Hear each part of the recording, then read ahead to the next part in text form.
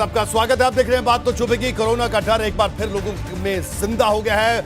विदेशों में कोरोना का नया वेरिएंट मिला है, जिसके 8 देश में भी महसूस हो रही है। मथुरा में 4 विदेशी महिलाओं में कोरोना के लक्षण मिले, जिसके बाद हड़कंप मच गया। जिन विदेशी महिलाओं में कोरोना के लक्षण मिले वो फ्रांस, स्पेन और लुसियानिया की रहने वाली हैं। आबादी के लिहाज से यूपी देश का सबसे बड़ा राज्य है। ऐसे में एक बार फिर यूपी के सामने सबसे बड़ी चुनौती है। सरकार ने तीसरी लहर से लड़ने के लिए भी तैयारी कर रखी है। क्या ये तैयारी है?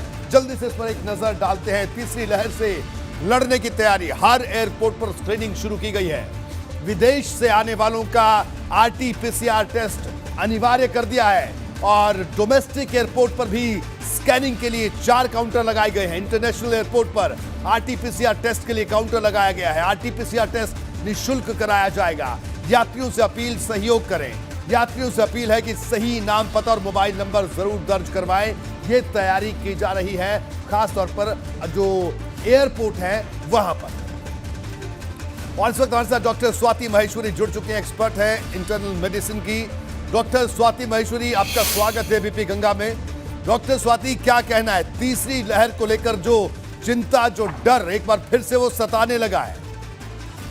देखिए रोहित जी, एक तरफ जैसे ही WHO ने ये घोषणा करी कि वेरिएंट ऑफ कंसर्न है ये, वहीं आपने देखा कि पूरे विश्व में एक हड़कंप मच गया है। पर अगर जो हम साइंटिफिक तथ्य हैं इसके, उनको अगर उनकी तरफ अगर नजर डालें तो अभी तक जो हमें इस वेरिएंट के बारे में पता चला है उससे साफ तौर से यहाँ एक तरफ बहुत ज्यादा म्यूटेशंस हैं और बोला जा रहा है कि शायद इतना परिवर्तित रूप कोविड का अभी तक नहीं देखा गया, तो भी इससे घातकता है इस बात का प्रमाण अभी नहीं मिला है। ना ही इस बात का प्रमाण मिला है कि अगर इस वेरिएंट से आप इन्फेक्टेड होते हैं तो हॉस्पिटलाइजेशन की बहुत ज्यादा जरूरत पड़ेगी या मृत्यु दर बढ़ेगा।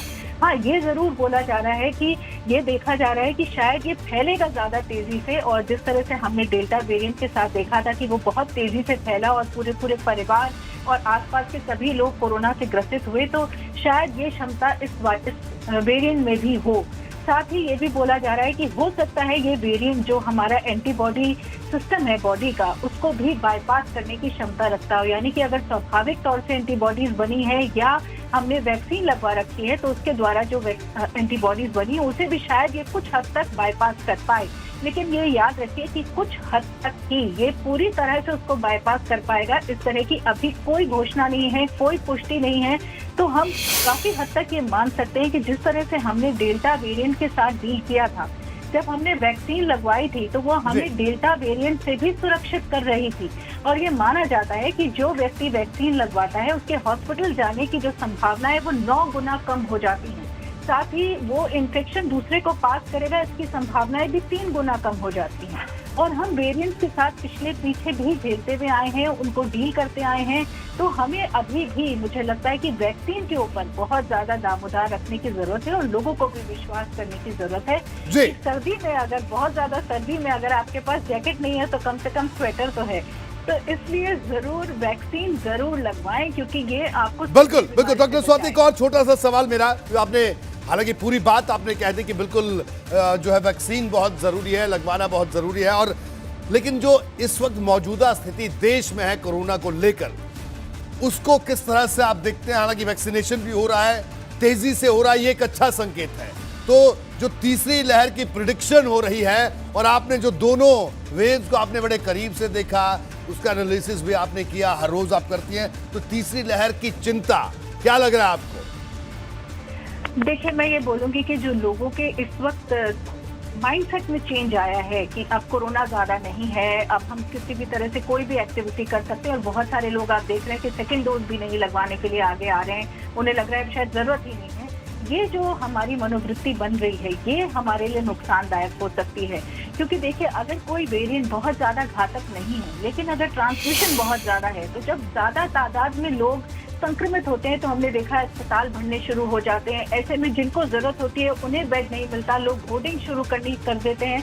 तो ऐसी स्थिति में जो एक अफरा तफरी का माहौल बनता है उसमें स्वाभाविक तौर से कई लोगों की मृत्यु होती ही है। तो अगर हम वो मंजर नहीं देखना चाहते, अगर हम वहां तक नहीं पहुंचना चाहते, तो लोगों को जरूर इस वक्त सोचने की जरूरत है कि संक्रमण ज्यादा नहीं है, लेकिन अगर हम एहतियात रखें, अगर हम घबराएं नहीं, पैनिक नहीं करें, लेकिन सचेत रहें। सचेत रहना हम सब के लिए बहुत ज्यादा जरूरी है, और खास तौर से उन बच्चों को सुरक्षित करना जिनको अभी तक वैक्सीन लगनी शुरू भी नहीं हुई है।